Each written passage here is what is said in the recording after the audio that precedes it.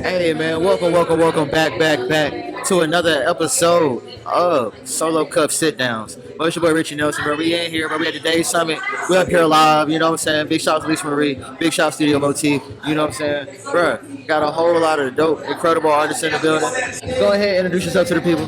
My name is Freckles, FRCKLS, no E's. I'm from Boston, Massachusetts. I'm a multidisciplinary performing artist. Say the name again.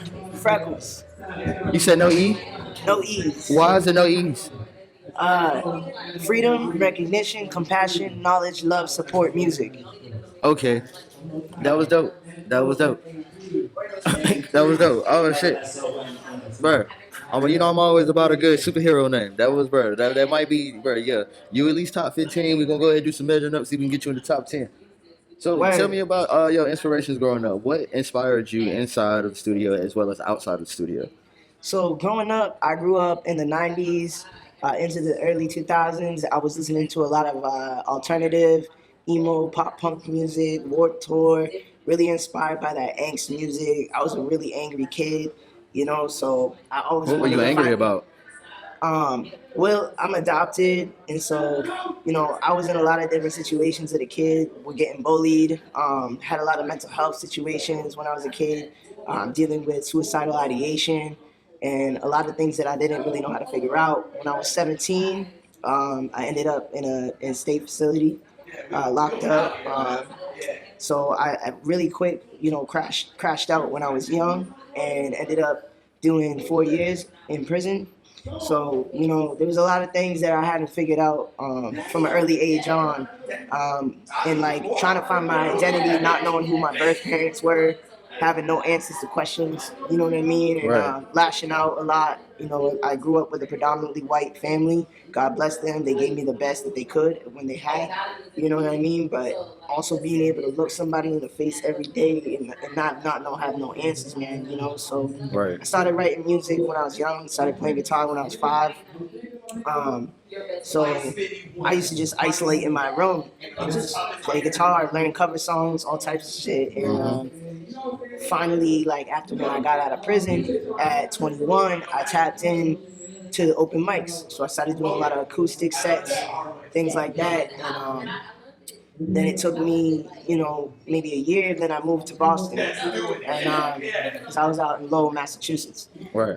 You know what I mean? So I moved to Boston and I started doing more open mics and started finding more community. And I always wanted to do a little mixture of singing and rapping.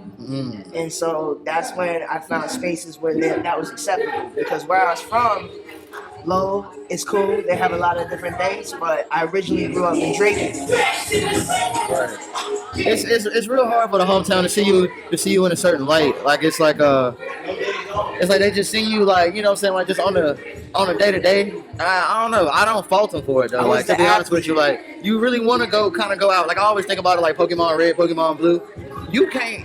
He did not get them badges just sitting in Pallet Town. Like he went around the block and then sailed in on his little lappers from the water and came back into his hometown from the other side. Like that's you should want to get out and like build your name first. And then that way the people that knew you like oh damn he was always working. I can't say nothing crazy about you. When I was in high school, I used to get bullied. I lived in a predominantly white community, and I used to get bullied for wanting to do rap.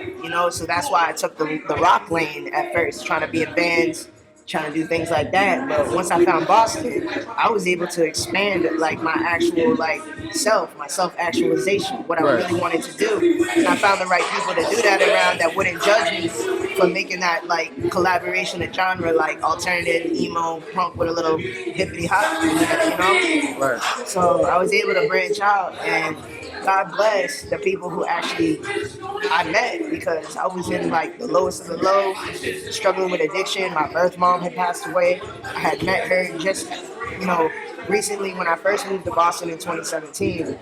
She had passed away, and I went through some things, and found out a lot of things from going through her funeral, and like that's really what set me down a spiral. And then I met the right people at the right time Right. that were like, yo, like you got something.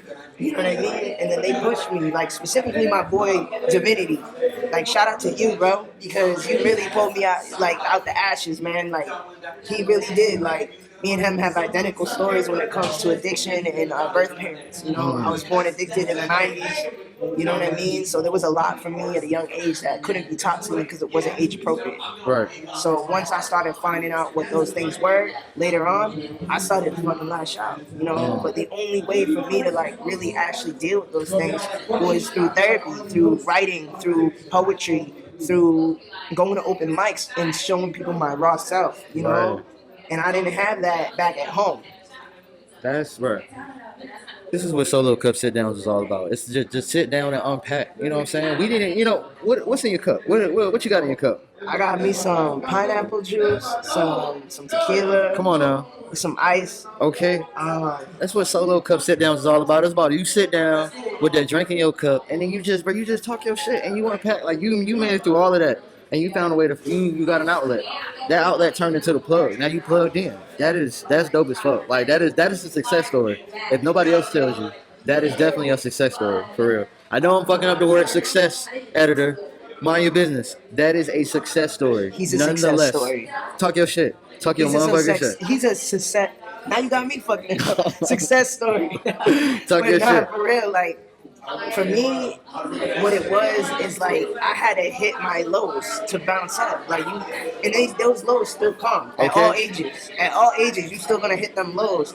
But I've been saying it recently, like a lot of people have taught me, this is not my game. That it's a game that's been spit to me. Like they ain't life sentences no more. They life lessons. You know what I mean? That part.